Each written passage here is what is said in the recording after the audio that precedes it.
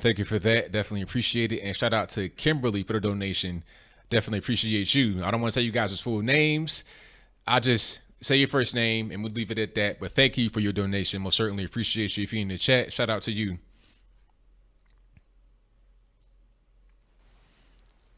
All right, Ramon, what's happening? Hey, Anthony, what's going on? Everything's good. Let me see your topics for today. Let me see if I have anything that matches up. The national walkout. Um, if walking out of school makes you a protester, then I am the most woke person of all time. I think I cut school probably in sixth grade. I think I missed 4 months Wow. and part of it was because of appendicitis. But if I didn't have it, I'd probably have found other excuses. Right. So I am the most woke person here, and therefore these anti-gun people have nothing on me. Um, and I think it really shows the values of our education system. And unfortunately, I've been people ask me why I don't support the the education system and teachers more than I do. The reason is that most of the knowledge that I have gotten, I think I've been self-taught. I think I became literate from Mad Magazine, by the way. So maybe I'll just say, don't rely on everything that I say, but I don't think that being book smart and going to school is really making these kids any smarter, because if they were, then they wouldn't have succumbed to this blatant use of students as political fodder. That's right. I did see your Hillary in India thing. I didn't get to see your last one about Governor Brown of California. But I will say that yesterday I did do video. I did two videos, one that was a little more about lead poisoning, but I did do one concerning the way that CVS is using Medicaid to gouge prescription drug prices for local pharmacies. So basically, Medicaid, they how they have a fund where they give money to your healthcare provider if you're on Medicaid, and then they have to pay kind of a company to negotiate prices with pharmaceutical companies. Okay. So then they will overbill your insurance provider, CVS, because they negotiate the price. They have Right. they have a separate arm of the company where they negotiate the price, and then they'll lowball the reimbursement to a local pharmacy, like a non-CVS pharmacy. So they're actually, in some states, they're basically pushing all of their competition out of business. So Wow. yeah, it's something that this friend of mine who's a pharmacist, I saw it on his page, and then took a little dig deeper. So keep a look keep a lookout for that. That's what Medicaid does to the pharmaceutical industry.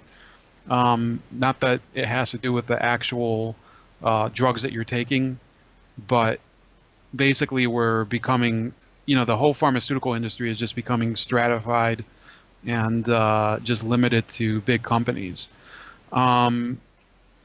What else is going on? The whole Pompeo thing, I think is I'm not happy with Pompeo being named Secretary of State, even though I didn't like Rex Tillerson. I didn't want Rex Tillerson to be appointed. I think it might be an improvement on him. I think we do need a Secretary of State that can get out of Donald Trump's way on certain issues, and Pompeo might be good for that. But as for his CIA pick, I don't know about you, but I don't believe in the CIA as an institution anymore. They've violated so many laws and they've done so much surveillance here in the country that I don't think there would be a pick that I'd be satisfied with. So what's your opinion on that? What do you think the role of the CIA should be going forward? It's supposed to be an intelligence agency, but they're actually infringing on a lot of people's Fourth Amendment rights here. I mean, you might be able to actually merge them into like what's that? What's that? National Security. What's the agency? The NSA. NSA, yeah. You could kind of merge them together because that really should be the focus, is trying to protect us from foreign interests, from foreign actors. And as far as anything locally, I mean, you can leave it up to the FBI and local police. I think that's what their role should be: is focus more on foreign rather than anything. Don't be dealing with anything domestic. That's pretty much what I think. Yeah, I think what I would say is that if you have intelligence agencies, they have to be brought under the control of the law and the Constitution. That's basically where the flaw has gone. The FBI is a law enforcement agency, and they still violate the law. Yeah. So, how much more so for the CIA, NSA, and other agencies that that are based. I'm looking at this guy talking about OCD in the chat, so sorry if I'm distracted, but they're abusing the authority that the government's given to them, and that's kind of why, even though I'm not like a libertarian party gremlin like some people out there, I do think that these intelligence agencies have violated the law of the Constitution and the land, and I think some of them have to be dissolved and brought under control of the law. So, that's my 2 cents on that. So, I don't know if you've been paying attention. I've been like a little more active on Twitter since I was in Facebook jail for a day for telling somebody to, make love to himself in 2020. So, in any case, I was working a lot on these projects this week related to what I call Farrakhan feminism. And Farrakhan feminism basically means that so long as you are #woke, you can support a conservative, hate-mongering preacher who thinks that people are getting chemicals that make the black man effeminate. You can also think that Arab shopkeepers are enslaving your community. You can also think that if you're a woman who doesn't know how to cook, you're unfit to be a mother. You can also think that the Pope is an imposter and that you're much more important than him. That's Farrakhan feminism, and I ask all of you ladies out there, check out my channel. You will be so woke after this. Minister Farrakhan empowers you so much by telling you can't cook, and that basically I'll stop with the jokes. Watching all of his videos this week, I understand why people like Minister Farrakhan, because even though he hates me, but he is very intelligent and knows how to present himself, and he's very charismatic.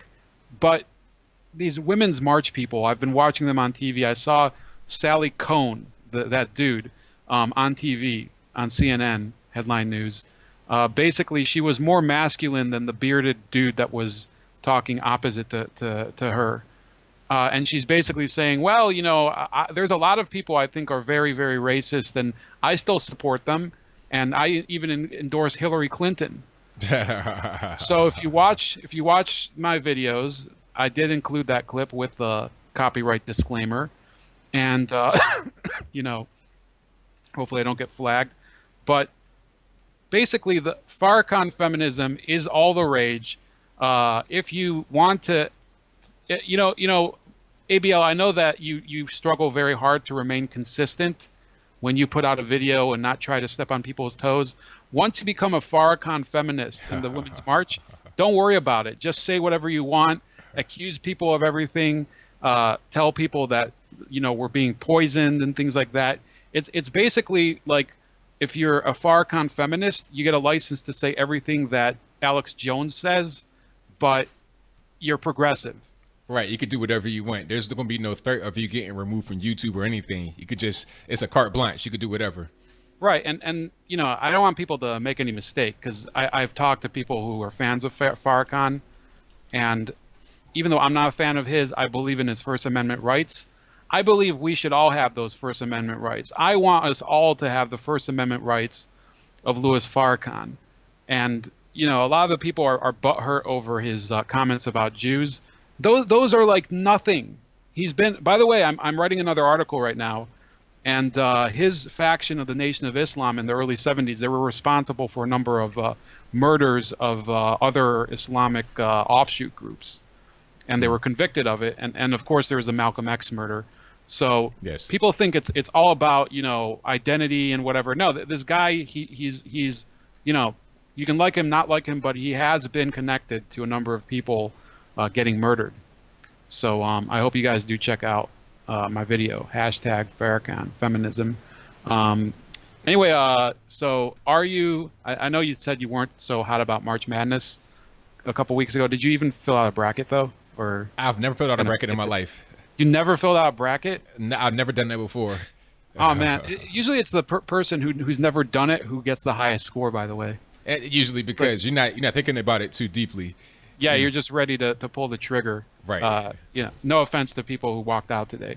So anyway, I know that I've ranted a little, but thanks for your show really gives me a lot of energy to keep producing stuff, and you know, and I've met a lot of your fans. And I was supposed to have one of your fans on for a live chat today, but they're gonna have to delay it till tomorrow. So anyway, keep up the good work, and I'll check out your Governor Brown video. Thank you for the call, man. Definitely appreciate you. Have a good night. All right. Shout out to my man Ramon for the call. Most certainly appreciate it. All right.